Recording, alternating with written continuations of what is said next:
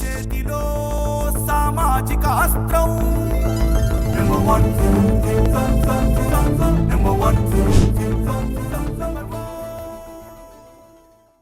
తెలుగు కవితా ప్రపంచంలో ఉదయించిన సూర్యుడు, తెలుగు పదానికి గజ్జె కట్టి కదం తొక్కించిన కలం యోధుడు, మనిషిలోని స్వార్థాన్ని తన రచనలతో తట్టి లేపిన కవిశ్రీ అందెశ్రీ.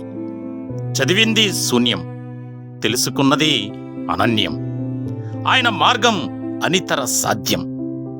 మట్టిలో మాణిక్యం, మనందరి సాంస్కృతిక వారసత్వం. అందెశ్రీ అస్తమయం సందర్భంగా మాయమైపోతున్నాడమ్మా మనిషన్నవాడు, మచ్చుకైనా లేడు చూడు మానవత్వం ఉన్నవాడు. పల్లె నీకు వందనాలమ్మో, ననుగన్న పల్లె తల్లి నీకు వందనాలమ్మో. నాకు పాట నేర్పి ఆట నేర్పి బతుకు బాట చూపినందుకు. గలగల గజ్జెల బండి గల్లు చూడు ఓరుగల్లు చూడు, నాటి కాకతీయులు ఏలినట్టి తీరు చూడు.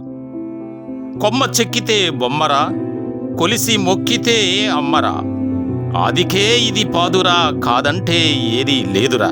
కూడా సక్కని తల్లి సుక్కల్లో జాబిల్లి, నవ్వుల్లో నాగామల్లి నా పల్లె పాలవెల్లి. జయ జయ హే తెలంగాణ జననీ జయకేతనం, ముక్కోటి గొంతుకలు ఒక్కటైన చేతనం.